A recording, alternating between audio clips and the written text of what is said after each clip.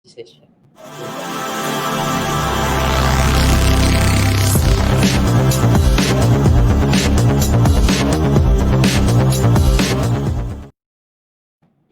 Bismillahirrahmanirrahim.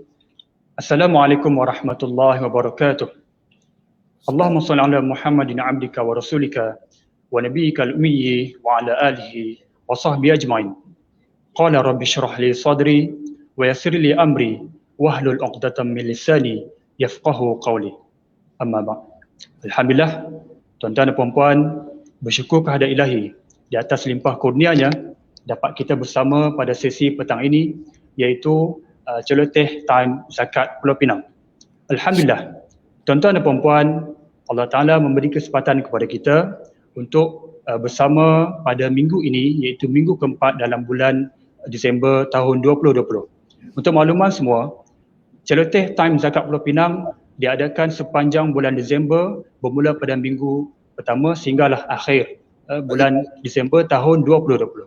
Untuk makluman hadirin hadirat sekalian, tuan-tuan dan puan-puan, kita bersama dengan yang berbahagia Al-Fazil Datuk Ustaz Muhammad Kazim Ilyas Al-Hafiz. Assalamualaikum Datuk. Waalaikumsalam warahmatullahi wabarakatuh. Datuk sihat Datuk Sihat alhamdulillah. Baik. Alhamdulillah. Kami di Zakat Pulau Pinang sebenarnya mengalukan tuan-tuan dan puan-puan untuk sama-sama kita berada di rancangan ini sehingga selesai rancangan kita jangkakan lebih kurang dalam 45 minit ke sejam lah. Jadi tuan-tuan dan puan-puan, insya-Allah tajuk yang akan kita bincangkan pada hari ini iaitu berkenaan dengan tiru Nabi, tangani kemiskinan. Jadi insya-Allah kita sama-sama menghayati apa yang akan diperkatakan, apa yang akan dikongsikan oleh Yang Bahagia Datuk untuk kita ambil manfaat terutamanya di hujung tahun ini untuk kita laksanakan kewajipan kita sebagai umat Islam, iaitu salah satu rukun, iaitu zakat yang merupakan rukun dalam rukun Islam yang wajib kita amalkan. Jadi saya tanpa membuang masa, dengan itu saya mempersilakan Yang Bahagia Datuk untuk memulakan. Dipersilakan Datuk. Assalamualaikum warahmatullahi wabarakatuh. Assalamualaikum warahmatullahi wabarakatuh. Nampak sengit je kan? Betul? Bismillahirrahmanirrahim. Orang kampung tak pandai FB ni. Bismillahirrahmanirrahim. Alhamdulillahirabbil alamin wassalatu wassalam ala Rasulillah wa ala alihi wa ashabihi ajma'in. Alhamdulillah. Terima kasih Ustaz Mahrus, kepada semua kaki tangan, staf, sahabat-sahabat di Zakat Pulau Pinang dan seterusnya, kepada semua penonton-penonton FB live kita pada petang ini. InsyaAllah mudah-mudahan program kita dirahmati, diberkati oleh Allah Subhanahu Wa Taala sempena dengan kempen bulan-bulan zakat negeri Pulau Pinang 2020. Dan kita lihat pada petang ini, insya-Allah pada petang ini kita akan membicarakan bagaimana Rasulullah sallallahu alaihi wasallam menangani kemiskinan. Sebab setengah daripada kita, dia tak nak sebut kaya ataupun dia tak suka jadi kaya, dia benci dengan kaya, dia perasan kaya ni tak elok. Sebab apa? Banyak sebab dia Ustaz Mahrus. Yang pertama sekali, kita terpengaruh dengan filem dan drama. Asal filem, asal drama je orang kaya mesti jahat. Itulah dia. Jadi bila sebut jahatnya orang kaya, tak nak jadi kaya. Yang dalam drama tu asal baik miskin, asal miskin baik. Ini pun perangai kesan daripada situ, maka tak naklah orang itu menjadi kaya. Sebab kata dia bila kaya nanti jadi miskin, dia jadi tuan haji bakhil. Nanti jadi orang kaya marzuki dan sebagainya. Ada yang kata pula Ustaz, kaya ni, harta ni mana boleh bawa ke kubur? Ada yang jawab macam itu. Kita jawab boleh. Kan harta pusaka, harta wakaf boleh bawa pahalanya ke kubur. Ada pula kata duit, emas, harta ni Ustaz, dunia tak penting pun Ustaz. Saya jawab boleh. Nanti awak dapat cukup bulan gaji, transfer kat saya. Kan awak tak nak duit. Ada orang cakap macam tu, kita jawab macam tu pula. Okey, dia kata harta kaya ni nak buat apa Ustaz? Nak buat apa? Ini semua ni semua Yahudi semua ni, harta-harta dunia ni tinggalan Firaun semua Ustaz. Habis tu kalau kau nak buat surau, kau nak pakai duit apa? Adakah kita nak harapkan orang bukan Islam nak buat surau kita? Kena faham betul-betul itu tuan-tuan. Jadi tidaklah Nabi Muhammad ni membenci kepada kekayaan. Tidaklah Nabi Muhammad ini menyuruh umat dia menjadi miskin, meminta-minta dan sebagainya. Sebab itu ada di dalam kitab Sahih Bukhari menceritakan tentang seorang laki-laki yang datang ke rumah Rasulullah minta. Rasulullah kata kejap. Rasulullah masuk, Rasulullah keluarkan kapak pada dia, lagi 3 hari kamu jumpa aku balik. Pergi cari rezeki. Jadi tuan-tuan, Rasulullah bagi dekat dia kapak, kamu cari kayu ke apa, kamu jual di pasar, itu pun dapat rezeki. Yang keduanya tuan-tuan yang saya hormati. Kenapa kita bila sebut tentang kaya, kita sebut tentang miskin, kita gambarkan kekayaan zaman dulu, kekayaan ataupun orang zaman dulu tu, zaman Nabi ni semua hidup miskin-miskin. Sebab apa tuan-tuan? Saya kata dah tadi, sebab kita tidak mempelajari sejarah dengan cara yang betul. Kita lebih mempelajari sejarah daripada kadang-kadang daripada musuh Islam. Daripada orang yang tak mengerti tentang sejarah Islam hakikat dia. Sebab itu kita membayangkan orang dulu-dulu miskin, duduk dalam gua, makan daging tak masak, merempat, mengemis, hidup rumah pun tak ada bumbung, atap semua. Sebab saya dah kata dah tadi, sebab kita duk tengok filem, kita duk tengok drama, rumahnya buruk, rumahnya pada tanah liat semata, duk menung-menung. Itu silap tuan-tuan. Cuba kita lihat bagaimana Abdul Rahman bin Auf menimbulkan kegemparan di Madinah bila 700 untanya membawa dagangan. Dahlah 700 ekor. Di atas setiap ekor unta tu pula ada kargo yang membawa barang dagangan Abdul Rahman bin Auf. Kita kalau tengok seekor unta pun tercegat. Tengah-tengah tengok seekor unta. Tak percaya dulu kita pergi umrah. Berbabai dan tambah kat unta. Seekor unta pun kita dah terkejut beruk. Dulu saya masih ingat di Ipoh ada orang buat korban unta. Unta tu terlepas kat pekan Ipoh. Dari masjid sampai ke sekolah tak payah tu, lalu ke tengah-tengah pekan. Bukan kata orang Melayu terkejut unta tu lalu. Orang Cina, India pun terkejut. Ini binatang dari mana dia datang? Nampak tuan-tuan. Unta seekor pun kita dah kecoh. Bayangkan barang dagangan yang diangkut oleh tentera, oleh Angkatan Perniagaan Abdul Rahman bin Auf, jumlahnya 700 ekor unta. Kalau 700 ekor tuan-tuan datang lalu depan rumah kita, ui, terkejut. Bukan kata terkejut beruk kat gayah, terkejut badak kat gayah. Jadi bayangkan bagaimana kekayaan Abdul Rahman bin Auf. Adakah Nabi menyuruh kepada Abdul Rahman bin Auf, miskinlah kamu, nanti kamu lambat masuk syurga. Wahai Abdul Rahman bin Auf, janganlah kamu jadi kaya. Kaya ni tak elok. Tak. Malah Abdul Rahman bin Auf menjadi kaya selepas dia memeluk Islam. Lihatlah kepada Zubair Al-Awwam, menjadi kaya dia dengan Islam dia. Lihatlah kepada sahabat-sahabat yang lain. Kita lihat kepada Uthman ibn Affan, lihat kepada Umar Al-Khattab dan sebagainya. Mereka ini adalah contoh-contoh jutawan-jutawan yang terlibat di dalam pelbagai bidang dan sebagainya. Nabi Muhammad mengajak, Nabi Muhammad mengajar, Nabi Muhammad menggaitkan sahabat-sahabat dia. Kayalah kamu, berjayalah kamu, tetapi berlandaskan beberapa faktor yang akan kita terangkan insya-Allah pada kuliah kita pada petang ini, Ustaz Mahrus. Ya, betul. Okey, ada lagi soalan? Nah, setakat tu dulu kot. Pusingan pertama Ustaz Mahrus. Ya, Datuk, baik. Itulah Datuk. Kalau ikutnya masyarakat kita pada hari ini rata-ratanya maklum berkenaan dengan kewajipan menunaikan zakat. Namun ada di kalangan kita ni mungkinlah maksudnya dia sanksi. Sanksi bukan apa? Sebagai contoh, kalaulah dikuatkuasakan undang-undang ni menjadi suatu perkara yang akan dikenakan tindakan, maka bukan saja apa orang kata, bukan saja orang kaya, bahkan orang miskin pun rasa-rasanya tak akan lepas, maksudnya akan melaksanakan kewajipan zakat.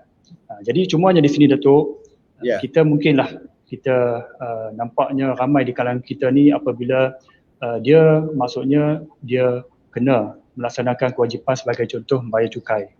Jadi pada yang sama dia kena bayar zakat. Jadi mungkin dia ada maksudnya dia berkira-kira di situ. Jadi bagaimana peranan maksudnya kita sebagai orang Islam ni kena pastikan bahawa kewajipan kita ni perlu dilaksanakan, iaitu melaksanakan zakat ni Datuk. Ya. Saya juga adalah pembayar cukai dan dalam masa yang sama juga saya adalah pembayar zakat. Kan? Jadi zakat pun saya kena bayar, kewajipan kita, ya, kewajipan kita, dan cukai pun saya clearkan juga sebagai pembayar cukai.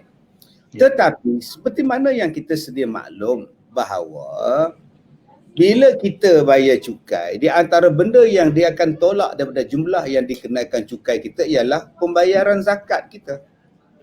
Jadi tak ada kita kata dua kali lah Ustaz. Zakat pun bayar, cukai pun bayar, macam mana ni Ustaz? Dua kali lah bayar je. Tak, tetap sekali. Yang kita bayar zakat tu pun dah ditolak daripada apa yang kita akan bayar di dalam income tax dan sebagainya. Dia tak usik apa-apa, sama je lah. Jadi malah kita melihat bahawa kadang-kadang di dalam konteks wa aqimus solah wa atuz zakah, kita melihat bahawa terlalu berkira kita tentang pembayaran zakat. Terlalu kita berkira di dalam bersedekah dan sebagainya. Saya nak ajak pada tuan-tuan yang saya hormati, bagaimana Nabi SAW memberikan kepada kita peluang kebaikan yang kadang-kadang kebaikan dan peluang itu kita nampak dengan biji mata kita. Kita boleh nampak, kita boleh pegang, kita boleh rasa. Tetapi ada keberkatan, ada kebaikan tuan-tuan, dia tak nampak pada masa itu. Dia akan nampak dengan satu pemberian subhanallah yang dirasai dengan nikmat, yang dirasai dengan sesuatu kebaikan yang sangat seni, yang sangat halus. Namanya ialah barakah. Di sinilah salah satu benda yang mendatangkan keberkatan di dalam kehidupan kita. Namanya zakat. Namanya ialah bersedekah wajib. Sidang penonton yang saya hormati, Abdul Rahman bin Auf bukan setakat dia kaya di Madinah, malah dia kaya di Mekah lagi pun dia dah kaya dah. Cuba lihat tuan-tuan, apabila mereka berhijrah ke Madinah, segala harta kekayaan tinggal di Mekah. Tak bawanya tuan-tuan harta tu. Tetapi apakah apabila beliau berpindah ke Madinah, beliau menjadi miskin? Tak. Perniagaannya makin berlipat kali ganda. Perniagaannya makin menjadi. Kita belajar tentang kisah Abu Bakar As-Siddiq radhiyallahu anhu. Apabila dia mengorbankan hartanya sepenuhnya untuk jalan Islam, adakah beliau menjadi miskin selepas itu? Tidak. Datang keberkatan subhanallah yang cukup hebat. Kita tahu tentang kisah Zubair Al-Awwam. Ya, keadaan dia bagaimana? Susahnya Zubair Al-Awwam pada masa itu. Tetapi apabila mereka melakukan sesuatu yang diperintahkan oleh agama, perniagaannya semakin bagus, pekerjaannya semakin bagus, dan mereka dikurniakan rezeki yang melimpah ruah. Tuan-tuan, inilah yang dikatakan seninya, inilah yang dikatakan barakahnya bila sebut berzakat. Ada pula kata Ustaz, yelah kami bayar zakat dekat pejabat zakat, tapi tak sampai Ustaz. Saya tanya balik, makcik tengok daripada mana yang tak sampai tu makcik? Cuba cakap makcik. Depa duk abang. Depa tu siapa? Ini masalah kita ni, duk dengar cakap orang.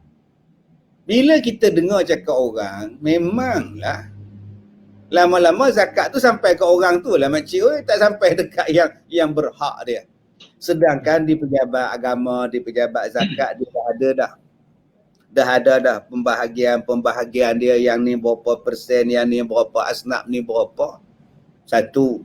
Nombor dua makcik, mereka ni bukan bagi saja-saja.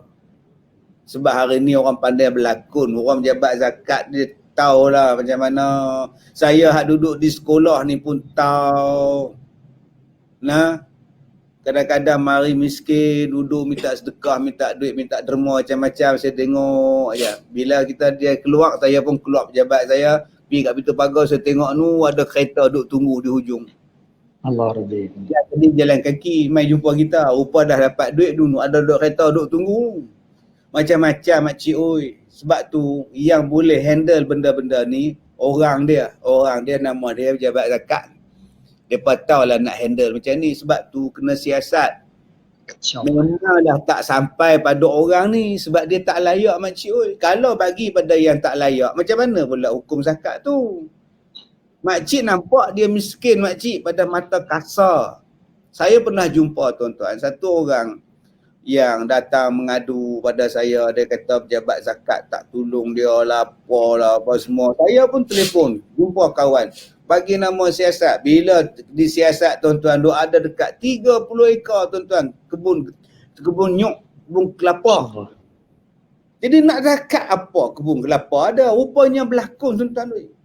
Jadi janganlah kita ni akak-akak abang-abang, kadang-kadang kita dengar orang cakap bagi kat pejabat zakat tu dia pakai buat je. Duk simpan tu, tu penyakit. Selalu ayat tu saya dengar. Sebab tu selalu saya cakap pada pegawai di pejabat zakat. Keluarkan berapa juta hari ni, berapa juta tahun ini, bagi dekat ni, bagi dekat ni, bagi dekat ni. Sebab kadang-kadang kita low profile, kita diam. Bila kita tak tunjuk pada orang, orang hak ni yang main peranan tu. Dia mempengaruhi pula. Sebab itu tuan-tuan yang saya hormati, bila kita serahkan kepada pejabat zakat, mana-mana negeri lah, khususnya kita ni di Pulau Pinang sekarang ni, kita yakin, kita percaya, mereka buat kerja. Mereka buat kerja untuk kita berikan kepercayaan, menguruskan zakat kita, supaya berjalan dengan teratur, berjalan dengan cara yang terbaik, dan diberikan keadilan. Kalau nak dengar cakap orang makcik oi, 1001 perkataan orang boleh dengar. Tapi kita ni in ja'akum fasiqun binaba'in fatabayyanu, siasat apa benda yang kita buat. Insya-Allah tuan-tuan yang saya hormati, bila kita menyempurnakan zakat dan diuruskan kepada yang berhak oleh pihak diberi kepercayaan, maka keberkatan yang saya katakan tadi, keberkatan dalam hidup, keberkatan dalam usia, keberkatan dalam keluarga, keberkatan di dalam rezeki, Allah Ta'ala akan tambahkan lagi. Sebab zakat ini sendiri pun membawa maksud menyucikan.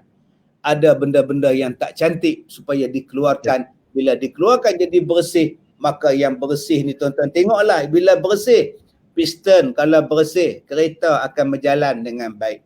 Saluran darah kita kalau bersih, kolesterol apa pun tak ada, semua jantung akan jadi baik. Sumbat tuan-tuan, kalau sumbat singki tu, kalaulah tersumbat, tak boleh keluar ayak dia. Tapi dengan sebab singki tu bersih, ayak paik dia senang keluar. Pendek kata, kalau semua dibersih dan bersih, clear. Begitulah dengan harta kita. Kalau kita bersih, insya-Allah rezeki akan lagi senang masuk kepada kehidupan kita. Wallahu a'lam bishawab. Ya Datuk, betul. Kalau ikutkanlah, kita pun sedia maklum bahawa dalam Al-Quranul Karim, dalam surah At-Taubah, ayat 103, Allah Ta'ala berfirman, A'udzubillahi minasyaitonir rajim. Khudh min amwalihim shadaqatan tutahhiruhum wa tuzakkihim biha.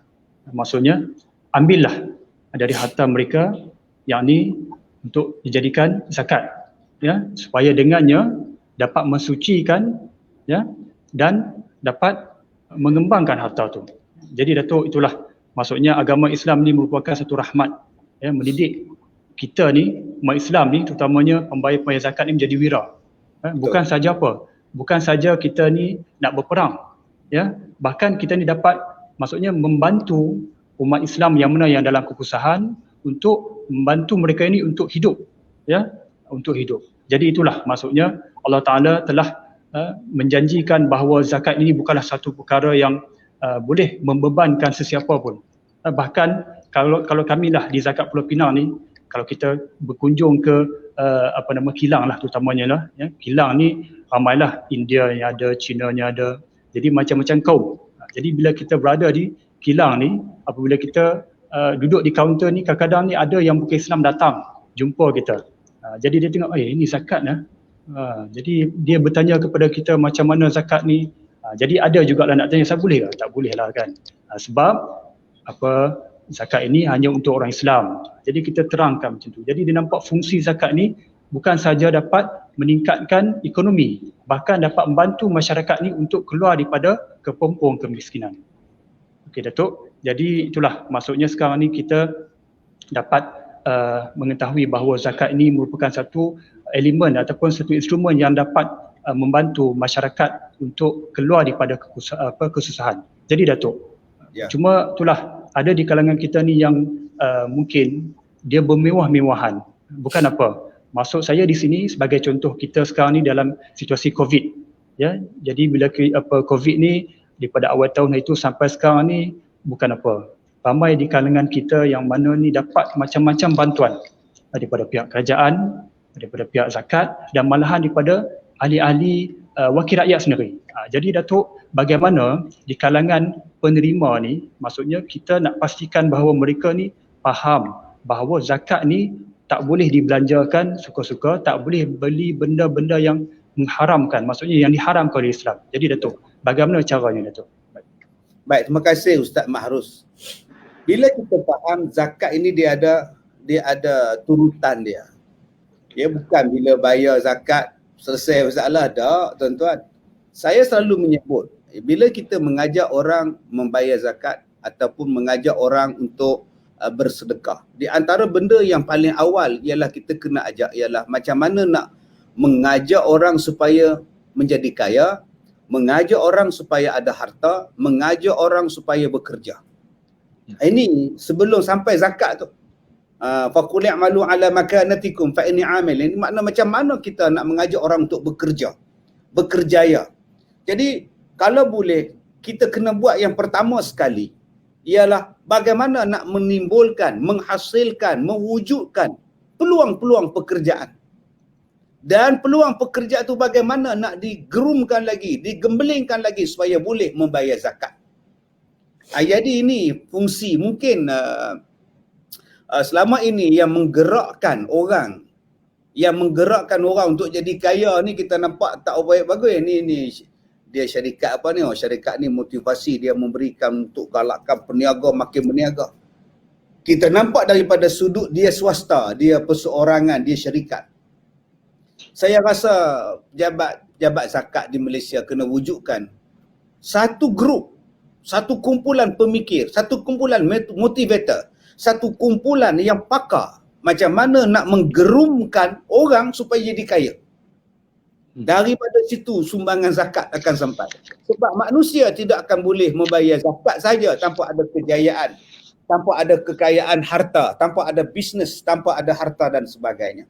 Jadi kalau selama ini kita menyerahkan motivasi-motivasi ini pada syarikat yang sudah tentu berorientasikan kepada keuntungan semata-mata, tetapi mungkin kalau pejabat zakat, saya tak tahu kalau ada pejabat zakat di Malaysia telah mewujudkan motivator-motivator khas, panggil segala ni, buat macam mana mereka boleh buat.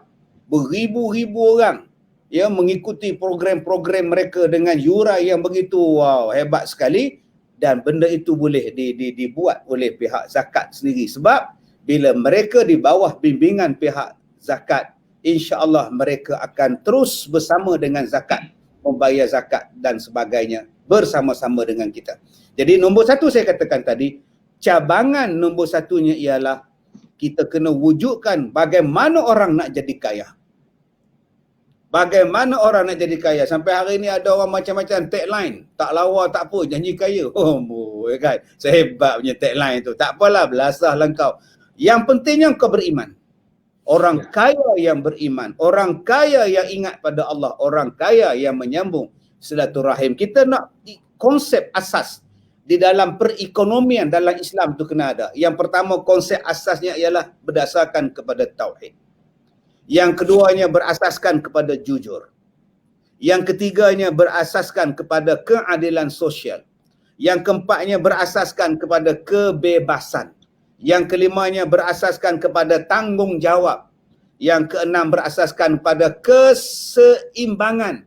Dan yang ketujuhnya konsep at-ta'awun, tolong-menolong berjaya. Lepas tu tuan-tuan, bila dah ada harta dan sebagainya, baru mari konsep yang saya sebutkan 7 tadi. Dalam 7 benda tadi ada keadilan sosial, ada sifat ta'awun, tolong-menolong dan sebagainya.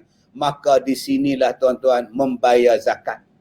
Bila bayar zakat pula? Kepada pejabat zakat.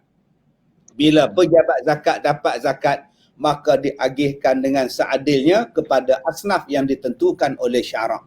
Dan jatuhlah pada yang terakhir sekali, penerima zakat.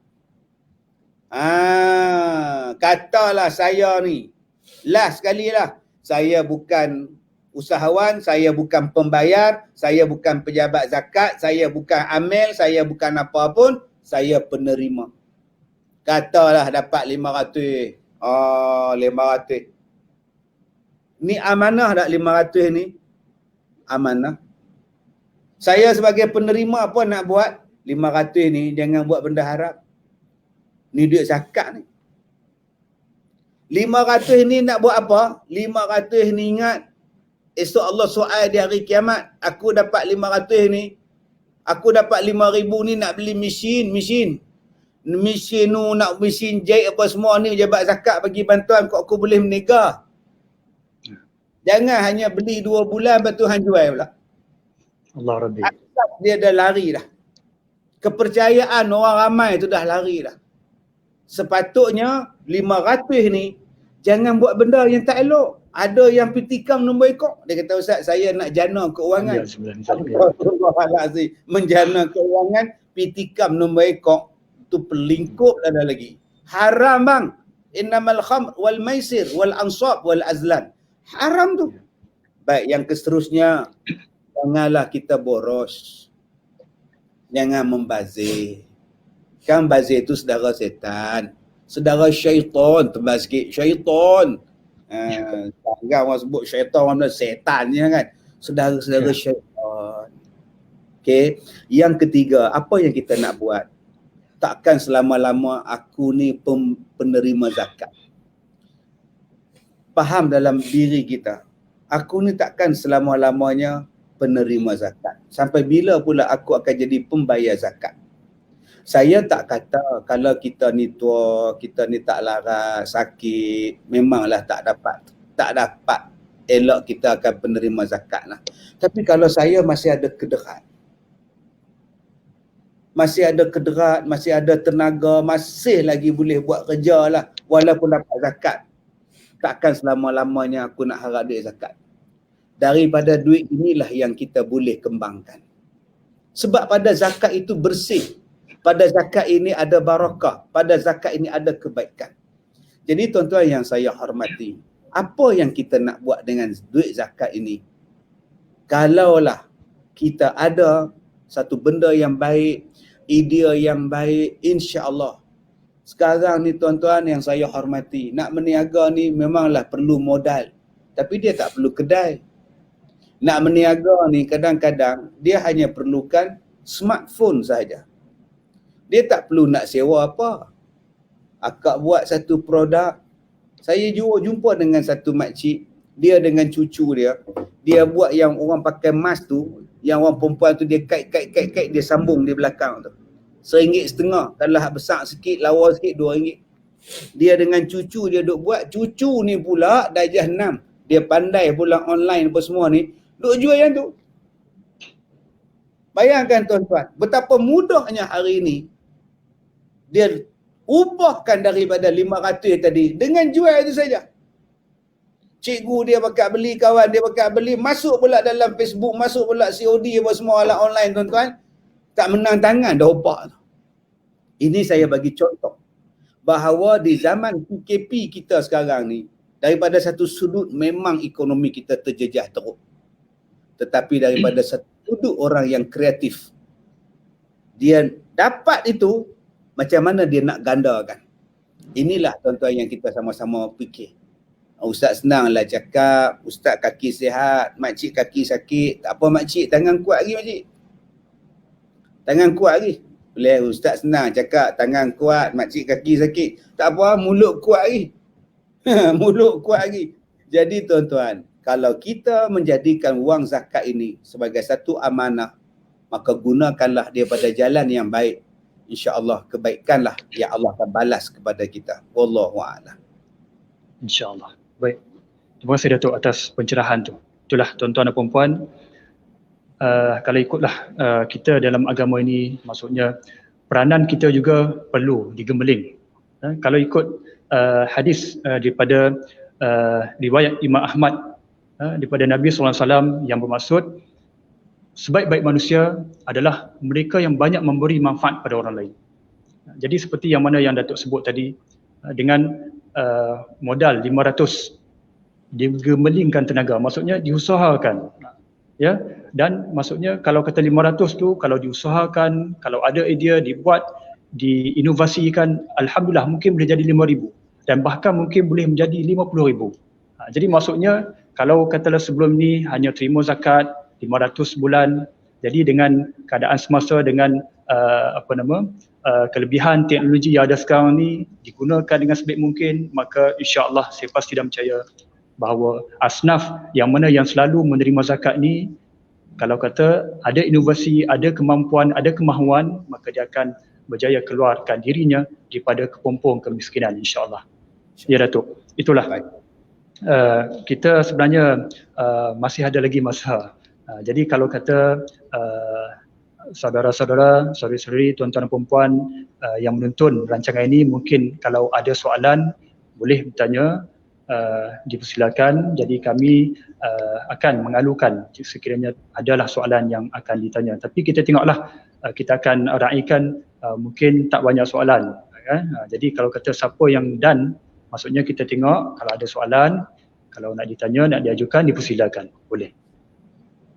Jadi kita itulah Datuk, kita di Pulau Pinang pun sebenarnya kita memang ada program-program yang kita lakukan, yang kita jalankan untuk naikkan ataupun untuk membina masyarakat ataupun asnaf-asnaf ni. Sebagai contoh, kita di Pulau Pinang ni kita bekerjasama dengan agensi swasta, iaitu kita menyediakan peluang kepada golongan wanita ataupun golongan ibu-ibu di rumah sana untuk terlibat dengan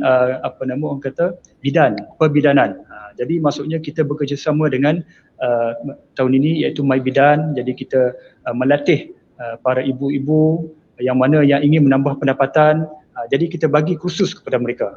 Jadi sebelum ni mungkin hanya suami terima zakat, jadi isteri ni maksudnya ada peluang untuk mengikuti kursus tu, dan alhamdulillah bila program ini berjalan, maka daripada hanya terima zakat, dan sekarang ni mereka boleh berpendapatan sehingga 2,000 sebulan, hampir 3,000 sebulan. Jadi alhamdulillah, maksudnya usaha yang dilakukan tu, yang penting ada kemahuan daripada penerima tu, daripada asnaf itu yang penting. Dan juga kami pun di Pulau Pinang sebenarnya kita dahulu menjalankan program kita bersama dengan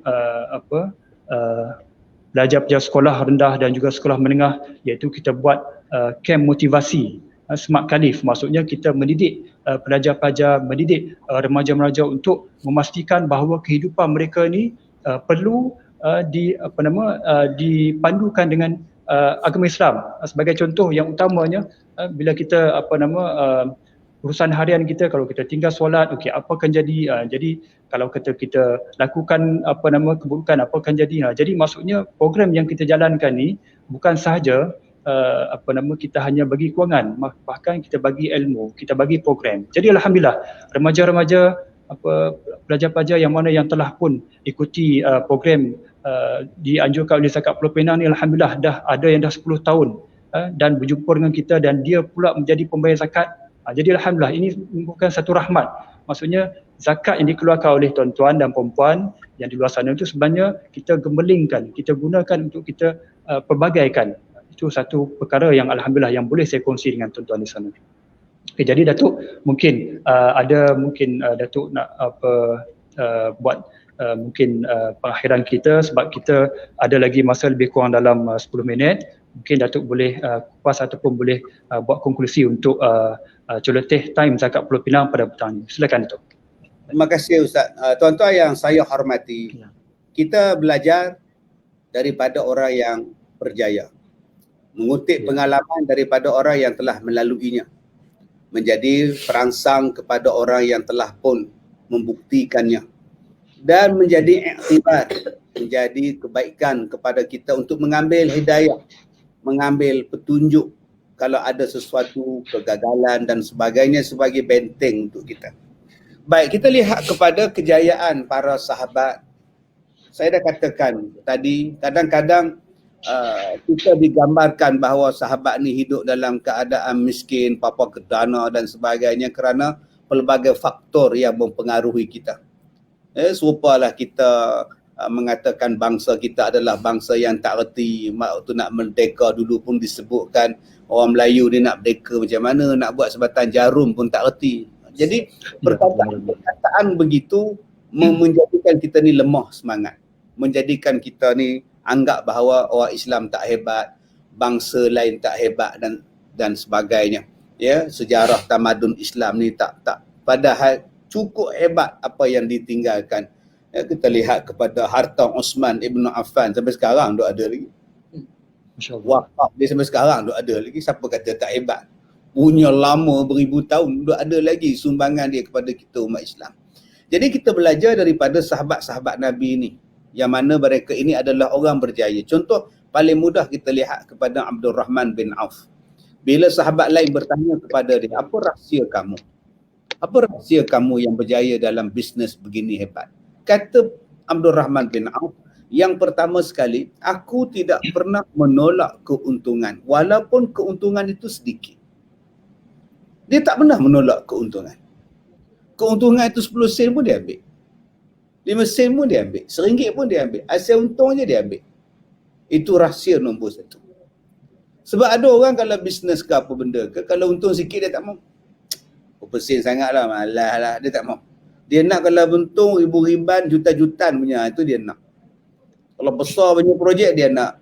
Kalau kecil punya projek dia tak mau. Untung 10 sen, 20 sen tak mau. Dia ambil. Dia ambil Abdul Rahman bin Auf. Itu rahsia pertama dia. Yang kedua, rahsia yang kedua ialah tidak menolak atau tidak menangguh sebarang pesanan walaupun kecil pesanan. Order tu kecil. Kalau dalam kata-kata Abdul Rahman bin Auf, seekor binatang pun aku terima. Zaman dia binatang lah. Dia akan menternak dan sebagainya. Maka kita kalau terlibat dalam bidang perniagaan dan sebagainya, jangan tolak. Ini tengok juga. Kalau sikit kami tak hantar, banyak kami hantar lah. Nampak? Ini selalu kita. Waktu belum berjaya dulu, kita hantar semua. Ambil order. Tapi bila dah naik sikit, udah pakai kereta besar mata belalang, kalau setakat ni kami tak hantar ni, kami 100 ke atas kami hantar. Payah macam tu. Itu bukan sifat Abdul Rahman bin Auf tu tuan-tuan. Kalau 2 tong gas kami hantar, kalau 1 tong gas datang ambil sendirilah. Habis lah. Sebab tu kita dalam bisnes, kita mengharapkan duit orang. Betul, engkau ada barang. Engkau ada barang, tapi kalau engkau barang, orang tak beli, engkau dapat apa? Kita nak duit orang. Jadi dia nak barang kita, pergi hantar dapatlah duit. Jadi dalam bisnes macam itu. Jangan memilih-milih order pula. Order besar hantar, order kecil tak ada. Ni kami tak nak ni. Setakat nak repair baju ni kami tak ambil ni. Tempah je kami ambil. Nak modify tak kot. Modify seluar ni panjang boleh tak tolong jahitkan bagi pendek sikit dalam setengah inci. Minta maaf lah. Kami tak ambil ni. Kami hanya buat seluar je. Repair tak. Payahlah tuan-tuan. Dalam bisnes kena buat. Kalau nak berjaya macam Abdul Rahman bin Auf. Yang ketiganya tuan-tuan, tidak terlibat dengan riba. Kejayaan Abdul Rahman bin Auf. Wa halallahu al-bai' wa harrama riba. Dan yang keempat, petua ataupun rahsia Abdul Rahman bin Auf, setengah daripada keuntungannya disedekahkan. Bayangkan tuan-tuan. Adakah dia jadi miskin? Ma naqasat sadaqatun min mal. Takkan jadi miskin siapa-siapa yang bersedekah, siapa-siapa yang berzakat. Bayangkan tuan-tuan, Rasulullah sebut siapa yang bersedekah takkan berkurang hartanya, dibuktikan kepada Abdul Rahman bin Auf. Tak berkurang harta dia dengan sebab dia bersedekah, apatah lagi berzakat. Sebab itu bila kita datang time zakat, selalunya saya ni bayar zakat bulan Ramadan. Bulan Ramadan saya bayar zakat. Cukuplah haul saya bayar zakat bulan Ramadan. Timbulkan satu perasaan dalam hati ni, ya Allah, tak sabarnya nak bayar zakat, tak sabarnya nak bayar zakat. Jangan tak macam ni pula, zakat lagi, aduh. Nampak tak tuan-tuan? Ada pula cakap, zakat lagi, aduh. Aduh, yang kau cakap. Bila kita nak dapat keberkatan ni tuan-tuan? Ingat, itu bukan harta kita. Ini ada orang lain punya, duduk dalam harta itu. Pulangkan balik pada orang punya. Bila kita dah pulang pada orang itu, hilang stres. Bila kita dah bagi pada orang tu, hilang kita rasa, aduh beban ni, kita rasa buat. Lagi bersih badan, lagi ringan rasa badan, lagi banyak rezeki akan sampai. Sebab itu kita lihat kejayaan para sahabat Nabi SAW. Ya, kita minta, kalau tuan-tuan kaji tengok di antara sahabat Nabi SAW, bisnes dia, kita kadang-kadang kita duk bayang tuan-tuan, bisnes orang dulu-dulu. Saya teringat ada satu cerita hang tua, filem hang tua. Orang Melayu buat filem pasal hang tua di Melaka. Bangunan dia, rumah atap rumbia, buat kedai tepi-tepi jalan, duk longgok-longgok. Kalau kata bisnes di Melaka yang menjadi perniagaan paling besar di dunia pada masa itu, kedainya buat pada buluh-buluh, dia benar. Mana mau ya kata orang Perak tuan-tuan. Tak mau ya. Tapi cuba tuan-tuan tengok orang putih kalau dia buat filem tentang 1000 tahun yang lepas. 600 tahun yang lepas filem dia macam mana. Bangunan dia hebat-hebat, rumah dia besar-besar.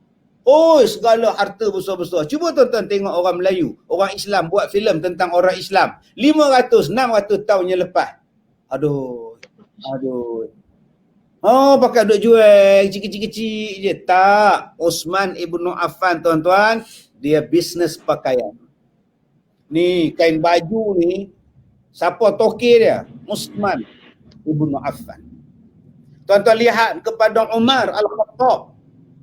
Dia bisnes dalam bidang pemakanan. Membekalkan jagung. Tanam jagung tuan-tuan.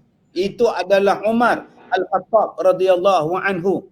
Kemudian tuan-tuan tengok lagi Amru Al-As. Amru Al-As yang tuan-tuan pakat kenal dia ni, sahabat Nabi yang terkenal ni. Dia terlibat dalam bidang penternakan, dalam bidang pakaian. Jaga tuan-tuan hebat ni. Kalaulah bisnes kain dah wujud zaman dulu, bisnes tanaman jagung telah wujud di zaman dulu, bayangkan bisnesnya macam mana. Jadi buangkan minda kita bahawa zaman dulu-dulu ni hidup kelaparan, tak tahu makan apa semua tak tahu. Minda tu kena buang dah. Orang Islam adalah zaman perniagaan yang hebat di zaman Rasulullah. Dan yang kedua tuan-tuan, ya mereka hebat dalam bisnes dan mereka juga hebat dalam iman, mereka juga hebat dalam ketakwaan kepada Allah. Dan di antara syarat untuk orang yang beriman ialah taat kepada Allah. Kesempurnaan Islam yang hakiki, yang rukunnya ialah membayar zakat. Jadi bila zakat ini membelengkan, macam yang Ustaz Mahrus sebutkan tadi, dia akan membina sistem kekuatan umat Islam yang sangat hebat. Di tengah-tengah COVID kita sekarang ni, pandemik sekarang ni, berapa ramai yang terjejas. Tetapi kerana kekuatan zakat tu masih ada tuan-tuan, insya-Allah zakat ini akan membantu kita. Mudah-mudahan pusat zakat Pulau Pinang akan dapat memberikan khidmat yang terbaik dengan sumbangan daripada tuan-tuan, zakat daripada tuan-tuan sampai kepadanya supaya menyeimbangkan ekonomi. Seperti mana yang saya sebutkan tadi, asas ekonomi dalam Islam salah satunya ialah keseimbangan di antara yang kaya dan yang miskin, yang susah dengan yang senang. Zakat ialah penyeimbangnya. Jadi saya rasa tuan-tuan yang saya hormati, mudah-mudahan kita dapat membayar zakat. Mudah-mudahan kita adalah pembayar zakat yang akan diberkati oleh Allah. Terima kasih kepada pihak Zakat Pulau Pinang sudi menjemput saya. Saya doakan tuan-tuan berjaya di dalam urusan tuan-tuan, dipelihara oleh Allah, dipermudahkan urusan oleh Allah Subhanahu wa taala. Wallahu a'lam.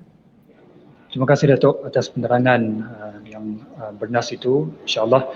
Sebelum saya akhiri, ada soalan ataupun komen daripada sahabat kita daripada Syazwar Rusli. Iaitu, Assalamualaikum Datuk, terangkan sikit zakat yang wajib bagi seseorang yang telah bekerja, ada pendapatan sama ada tetap ataupun tidak tetap. Mohon pencerahan. Tak apa Datuk, begini. Dia maksudnya soalan dia sama ada dia kena zakat ataupun tidak, ya dia kerja, saat tak kerja masuklah. Maksudnya musim Covid ni begitulah kan, dia kerja tak kerja, kemudian bila dah cuti panjang ataupun dah kena diberi PKPB apa semua, jadi dia terpaksa berhenti. Jadi itulah, macam mana Datuk? Ya, kita kata bahawa ada pendapatan yang kena bayar zakat, ada pendapatan perolehan tidak dikenakan kepada zakat. Ada orang yang ada pendapatan pun masih lagi berhak mendapat zakat juga. Jadi semuanya itu saya katakan tadi, kita ada pejabat zakat. Ada yang kita makan gaji setiap bulan, yang tu kena bayarlah zakat pendapatan kita. Zakat pula melebihi daripada nisab yang ditentukan. Ada orang yang kerja sendiri, memasak untuk berjalan, tapi pendapatan dia lebih daripada orang yang makan gaji. Dia kata, Ustaz, saya gaji tak tetap, kadang macam ni lah Ustaz, tapi orang beratur beli mi goreng dia beratur sampai ambil nombor ni. Yang tu kena bayar zakat. Dia berapa banyak pendapatan abang tu. Kadang-kadang tuan-tuan pendapatan dia tahun ini berkurang sikit, tahun ini mama langsung tak menjadi, langsung Ustaz tak balik modal, Ustaz rugi. Macam mana ni Ustaz ni, pejabat zakat pula tanya, Assalamualaikum tuan, sihat ke tahun ini? Oh sudah, pejabat zakat hantar surat pula, mesra alat pula zakat ni kan, hantar musuh lagi. Jadi maknanya mereka memperingatkan kita, kadang-kadang kita lupa. Terima kasih pada mereka. Jadi pergilah ke pejabat zakat, tanya saya ni macam mana. Mungkin kita tidak ada pendapatan, tapi simpanan kita masih ada. Zakat simpanan kita masih ada lagi. Memang daripada satu sudut Covid kita, saya tak ada income Ustaz, macam mana saya nak bayar zakat Ustaz? Zakat emas? Tu senang tu, begini ni kita ni. Tuan-tuan, ada lagi emas pakai, emas tak pakai. Ada lagi simpanan kita, yang tu pun kena nilai. Jangan kita bila sebut Covid ni habis, saya tak ada Ustaz, tak ada. Tapi kita lupa yang hak kita simpan. Kita lupa yang kita pakai. Kita lupa saham kita dan sebagainya. Yang tu pun kena bayar zakat. Melainkan kalau betul-betul hak simpan pun tak ada Ustaz, hak emas pun habis semua tak ada. Tu lain cerita lah. Kita pula mungkin terima zakat pula lepas ni. Jadi apa pun tuan-tuan, saya rasa pejabat zakat Pulau Pinang ada kaunter dia yang khas untuk berbincang benda ini. InsyaAllah, mudah-mudahan Allah permudahkan kita, Allah murahkan rezeki kita. Wallahu.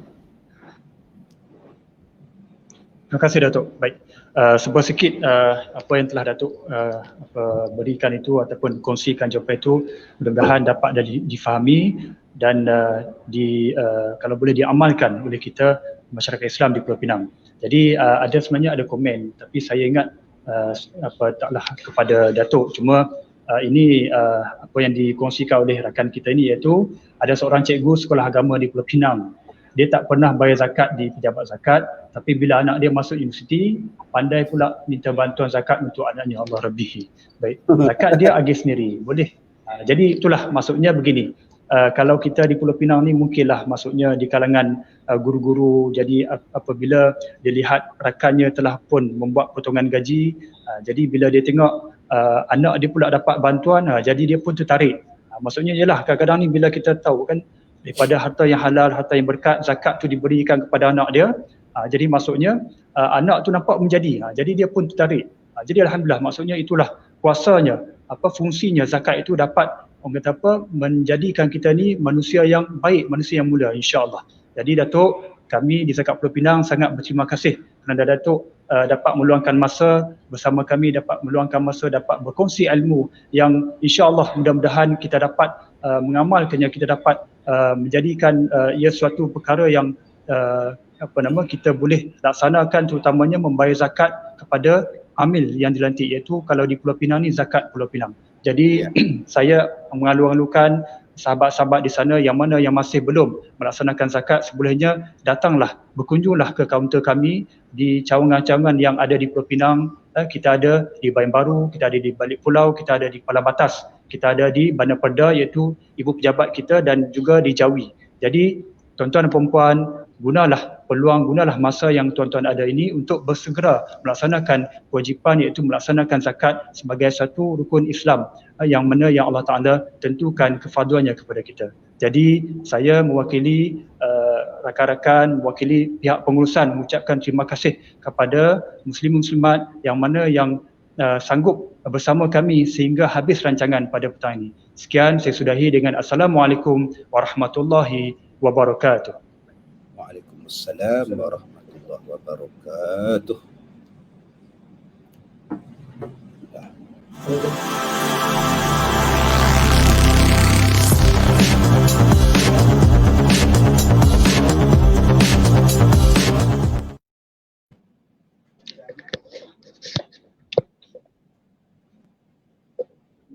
Saya kira itu.